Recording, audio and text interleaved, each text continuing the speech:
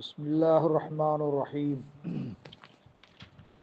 الحمد لله رب العالمين وبه نستعينه ونستغفره وأشهد أن لا إله إلا الله وحده لا شريك له وأشهد أن محمدا عبده ورسوله صلى الله عليه وعلى آله وصحبه وسلم تسليما كثيرا. ما بعد، موضوعنا اليوم ما حكم صلاة العيدين والجمعة للمجاهدين والمرابطين في سبيل الله. கண்ணியத்துக்குரிய சகோதரர்களே, எல்லாம் வல்ல அல்லாஹு ஜல்ல ஷானுஹு தஆலாவை போற்றி புகழ்ந்து நபிகளார் மீது ஸலவாத்தும் ஸலாமும் கூறியவனாக இன்றைய அமர்வை ஆரம்ப செய்கின்றேன். கண்ணியத்துக்குரிய சகோதரர்களே, போராளிகளுக்கு அல்லாஹ்வுடைய பாதையிலே எல்லை பாதுகாவலர்களாக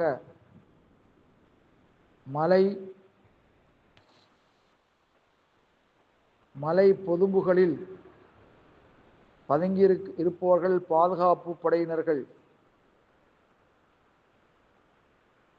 இவர்களுக்கு ஜும்ஆ தொழுகை, பிறநாள் தொழுகை இரண்டும் தொழுவதின் சட்டம் என்ன என்பது சம்பந்தமாக சகோதரர்களே, முதலிலே நாங்கள் முஜாஹிதுக்கும் முராபித்துக்கும் உள்ள வேறுபாடு, வித்தியாசம் என்ன என்கிறதை தெரிந்து கொள்ள வேண்டும். முஜாஹிதீன்கள் சொன்னால் அல்லாஹ்வுடைய பாதையிலே எதிரிகளோடு போராடுபவர்கள். மய்யுகாத்திலு அதுவ முஜாஹிதீன்கள், மய்யுகாத்திலு அதுவ விரோதிகளோடு போராடுபவர்கள் தான் முஜாஹிதீன்கள், எதிரிகளோடு. முராபித்தூன் சொன்னால் அவர்கள் எல்லை பாதுகாவலர்களாக, அவர்கள் ஆயுதம் ஏந்தி போராடுவதில்லை, இந்த பிதுனுக்கு யுத்தம் செய்வதன்றி பாதுகாப்புக்காக எல்லைகளில், பொதும்புகளில், மலை பொதும்புகளில் அவர்கள் நிறுத்தப்பட்டிருப்பார்கள். இதுதான் ரெண்டுக்கு மத்தியில் உள்ள வேறுபாடு, வித்தியாசம். இவர்களை பொறுத்தவரையில் அல்லாஹ்வுடைய பாதையிலே போராடுபவர்கள் ஜும்மா தொழுவது, பிறநாள் தொழுகை தொழுவது அவசியமாகுமான்னு கேட்டால், நாமெல்லாம் தெரிந்திருக்கின்றோம், பிறநாள் ஜும்மா தொழுகை லா தக்கூன் இல்லா ஃபில் குரா அல் மஸ்கூனா வல் முதுன், நகரங்கள், மக்கள் குடியிருக்கின்ற கிராமங்களிலே அன்றி அது உண்டாகாது. மக்கள் வாழக்கூடிய பிரதேசமாக இருக்க வேண்டும், நகரங்களாக இருக்க வேண்டும்.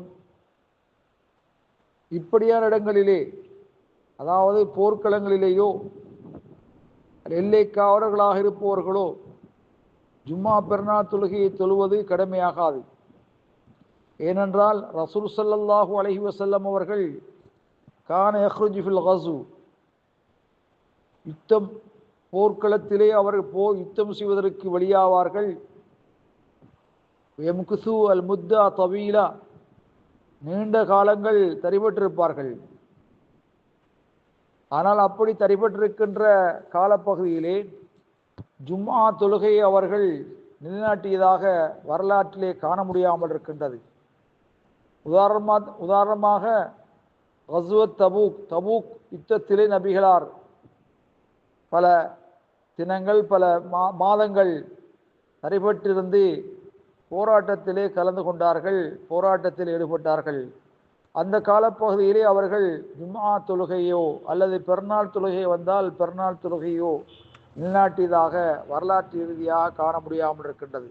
ஆகவே அந்த வகையிலே பெருநாள் ஜும்ஆ தொழுகை அது மக்கள் வாழக்கூடிய பிரதேசமாக இருக்க வேண்டும், நகர்ப்புறங்களாக இருக்க வேண்டும். இப்படி இடங்களில்தான் இவைகளை நிறைவேற்ற வேண்டும். வல்லாஹு ஆலம் பிஸ்ஸவாப்.